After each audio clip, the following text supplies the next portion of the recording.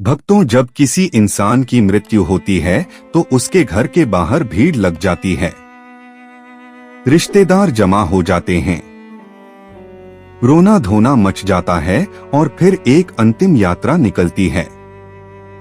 श्मशान घाट की तरफ राम नाम सत्य है के नारे लगते हैं और उस शरीर को जिसे कल तक मखमल के गद्दों पर नींद नहीं आती थी, उसे लकड़ियों के ढेर पर लेटा दिया जाता है।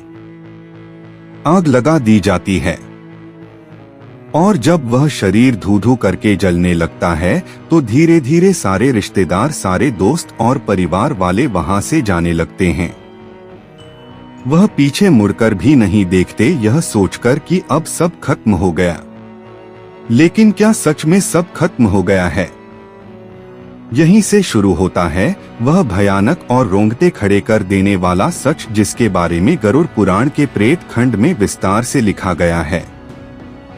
जब श्मशान में आखिरी आदमी भी चला जाता है, जब चिता की आग बुझने लगती है और सिर्फ गर्म राख और सन्नाटा बचता है, तब वहां एक शख्स खड़ा रह जाता है। वह कोई इंसान नहीं होता, वह उसी मृतक की आत्मा होती है जो अपनी ही राख के पास खड़ी होकर उस मंजर को देख रही होती है। जरा सोचिए, वह आत्मा जो कुछ घंटे पहले तक उस शरीर के अंदर थी, जो उस शरीर को अपना मानती थी, आज वह उस शरीर को राख के ढेर में बदला हुआ देख रही है। उसे विश्वास नहीं होता कि जिस शरीर को उसने पूरी जिंदगी संवारा, खिलाया पिलाया और सुरक्षित रखा, जिस चेहरे को आईने में देखकर उसे गुरूर होता था, वह अब एक मुट्ठी राख बन चुका है। गरुड़ पुराण कहता है कि दाह संस्कार के ठीक बाद का 1 घंटा आत्मा के लिए सबसे ज्यादा कष्टदायी, डरावना और भारी होता है। यह वह समय होता है जब आत्मा को पहली बार यह एहसास होता है कि वह अब इस भौतिक दुनिया का हिस्सा नहीं रही। इस 1 घंटे में शमशान की उस भयानक खामोशी में आत्मा के साथ क्या क्या घटता है, उसे क्या दिखाई देता है और वह वहां से तुरंत यमलोक क्यों नहीं जाती, आज हम इसी गहरे रहस्य से पर्दा उठाएंगे। सबसे पहले हमें उस स्थिति को समझना होगा जब शरीर जल रहा होता है। शास्त्रों के अनुसार जब तक शरीर पूरी तरह नहीं जल जाता, तब तक आत्मा को एक मोह रहता है। उसे लगता है कि शायद मैं वापस इस शरीर में प्रवेश कर सकूं, शायद मैं फिर से जिंदा हो सकूं। वह बार बार उस जलते हुए शरीर के पास जाती है, उसके चारों तरफ चक्कर लगाती है, लेकिन आग की तपन और यमदूतों का अदृश्य पाश उसे उस शरीर में घुसने नहीं देता। वह देखती है कि कैसे जी उसकी त्वचा जल रही है, कैसे उसकी हड्डियां चटक रही है। यह दृश्य उसके लिए किसी प्रलय से कम नहीं होता। और फिर आता है वह दर्दनाक पल जिसे कपाल क्रिया कहते हैं। जब घर का कोई सदस्य या बेटा बांस के डंडे से जलते हुए शव के सिर पर प्रहार करता है और सिर को फोड़ देता है।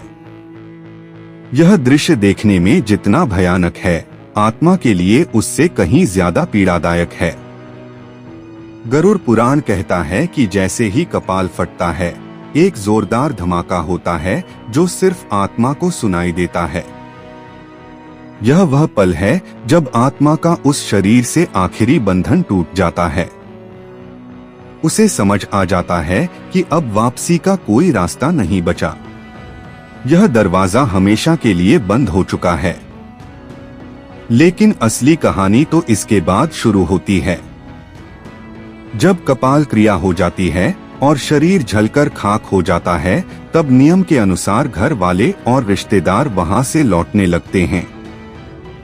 शास्त्रों में सख्त नियम है कि शमशान से लौटते वक्त पीछे मुड़कर नहीं देखना चाहिए।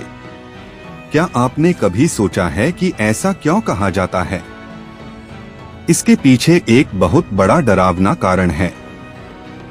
जब परिवार वाले वहां से जाने लगते हैं तो आत्मा घबरा जाती है। उसे लगता है कि यह लोग मुझे इस सुनसान और डरावनी जगह पर अकेला छोड़कर कहां जा रहे हैं। वह चिल्लाती है, आवाज देती है कि रुको, मुझे भी साथ ले चलो, मैं यहाँ अकेला नहीं रह सकता, मुझे डर लग रहा है। लेकिन उसकी आवाज किसी को सुनाई नहीं देती, क्योंकि अब वह आवाज हवा में गूंजने वाली ध्वनि नहीं बल्कि एक कंपन है। वह आत्मा दौड़ती है, अपने बेटे को पकड़ने की कोशिश करती है, अपनी पत्नी या पति को आवाज देती है, उनके कपड़ों को पकड़ने की कोशिश करती है, लेकिन उसका हाथ उनके शरीर के आर पार निकल जाता है। वह किसी को छू नहीं सकती, किसी को रोक नहीं सकती। और जब वह देखती है कि उसके अपने ही लोग, जिनके लिए उसने पूरी जिंदगी पाप किए, झूठ बोला, बेईमानी की, रात दिन एक करके पैसा कमाया, वह आज उसे एक अनजान जगह पर राख के ढेर के पास अकेला छोड़कर जा रहे हैं, तब उसे जीवन का सबसे बड़ा धोखा महसूस होता है। उसे समझ आता है कि दुनिया का कोई भी रिश्ता आखिर तक साथ नहीं देता, सब मतलब के साथी थे। जैसे ही शरीर ने साथ छोड़ा, सब ने मुंह मोड़ लिया। बाल बिखरे हुए होते हैं, दांत बाहर निकले होते हैं और हाथ में काला पास होता है। वे आपस में बात करते हैं कि इस पापी को किस नरक में ले जाना है। उनकी बातें सुनकर आत्मा थर-थर कांपने लगती है। लेकिन जो पुण्य आत्मा होती है, जिसने जीवन भर धर्म का पालन किया होता है, उसे वह यमदूत सौम्य और शांत दिखाई देते हैं। वे उससे आदर से बात करते हैं और उसे सांत्वना देते हैं। यह सब हमारे कर्मों का ही प्रतिबिंब है। जैसा हम करते हैं वैसा ही हमें अंत में दिखाई देता है। दोस्तों, यह 1 घंटा जो आत्मा शशान में और फिर अपने घर के दरवाजे पर बिताती है, यह उसे यह समझाने के लिए काफी होता है कि जीवन का असली उद्देश्य क्या था। हम पूरी जिंदगी भागते रहते हैं, पैसा कमाने के लिए, नाम कमाने के लिए, बड़ा घर बनाने के लिए। हम रिश्तों को दांव पर लगा देते हैं, नैतिकता को भूल जाते हैं। लेकिन अंत में उस 1 घंटे में हमारे पास सिर्फ हमारे कर्म होते हैं। अगर आपने जीवन में किसी प्यासे को पानी पिलाया है तो उस वक्त आपको ठंडक महसूस होगी। अगर आपने किसी नंगे को कपड़ा दिया है तो उस वक्त आपको सुरक्षा महसूस होगी। लेकिन अगर आपने सिर्फ छीना है, सिर्फ बटोरा है, तो उस वक्त आपको सिर्फ तड़भप मिलेगी। गरुड़ पुराण का यह ज्ञान हमें डराने के लिए नहीं है, यह हमें जगाने के लिए है। यह हमें बताता है कि जिस मौत से हम इतना डरते हैं वह तो आनी ही है, और जब वह आएगी तो हमारे बैंक बैलेंस, हमारी डिग्रियां, हमारे फॉलोअर्स कुछ काम नहीं आएंगे। उस 1 घंटे में जब हम अपनी ही राख को देख रहे होंगे, तब हमें सुकून सिर्फ इस बात से मिलेगा कि हमने किसी का भला किया था। इसीलिए शास्त्रों में कहा गया है कि जब तक शरीर में प्राण है तब तक शुभ कर्म कर लो, दान करो, सेवा करो और सबसे जरूरी भगवान का नाम लो। क्योंकि गरुड़ पुराण में भगवान विष्णु खुद कहते हैं कि जो व्यक्ति मेरे नाम का जप करता है उसे मृत्यु के बाद यमदूत नहीं बल्कि मेरे पार्षद लेने आते हैं। उसे शमशान की उस भयानक गर्मी और अकेलेपन का सामना नहीं करना पड़ता, बल्कि उसे एक दिव्य विमान में बैठाकर सीधे वैकुंठ ले जाया जाता है। श्मशान में उस 1 घंटे के दौरान आत्मा को कई और भी विचित्र अनुभव होते हैं। उसे वहां मौजूद पिंडी और चावल के गोलों को खाने की इच्छा होती है जो उसके पुत्र ने प्रदान किए हैं। गरुड़ पुराण के अनुसार पहले दिन का पिंडदान बहुत महत्वपूर्ण होता है। अगर विधि विधान से पिंडदान ना किया जाए तो आत्मा को बहुत भूख लगती है और वह श्मशान में इधर उधर भटकती रहती है।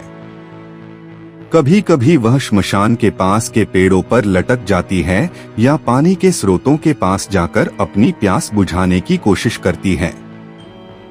लेकिन बिना शरीर के प्यास बुझना नामुमकिन है। यह प्यास शारीरिक नहीं आत्मिक होती है, जो केवल मंत्रों और श्रद्धा से शांत हो सकती है। जो लोग श्राद्ध और पिंडदान को बेकार मानते हैं, उन्हें यह समझना चाहिए कि यह भोजन शरीर के लिए नहीं बल्कि उस यात्रा के लिए है जिस पर आत्मा निकली है। बिना इस भोजन के आत्मा कमजोर हो जाती है और प्रेत योनि में जाने का खतरा बढ़ जाता है। एक और बात जो गरुड़ पुराण बताता है वह यह है कि उस समय आत्मा को अपने पूर्वज भी दिखाई दे सकते हैं। अगर उसके कर्म अच्छे रहे हैं तो उसके दादा परदादा जो पितिक में हैं, उसे लेने के लिए या उसे ढंढस बंधाने के लिए वहां सूक्ष्म रूप में आ सकते हैं। वे उसे कहते हैं कि डरो मत, हम तुम्हारे साथ हैं। यह मिलन आत्मा को बहुत शांति देता है। लेकिन अगर कर्म बुरे हैं तो उसे वहां सिर्फ अंधेरा और डरावनी आकृतियां ही दिखाई देती हैं। वह मदद के लिए पुकारता है लेकिन कोई नहीं आता। यह अकेलापन ही नरक की पहली सीढ़ी है। हमें यह समझना होगा कि हमारा शरीर 5 तत्वों से बना है: मिट्टी, पानी, आग, हवा और आकाश।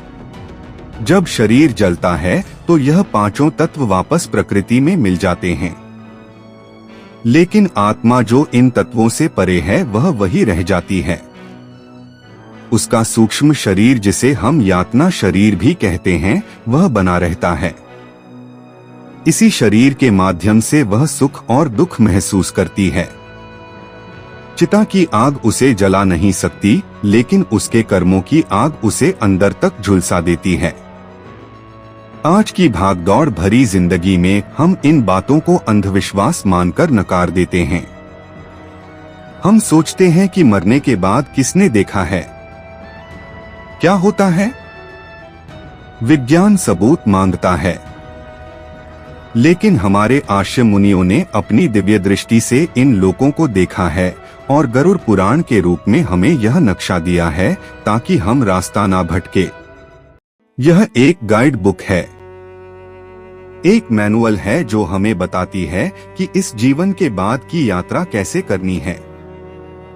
कहानी पसंद आई हो तो लाइक करें, सब्सक्राइब करें, कमेंट बॉक्स में जय शिव लिखें।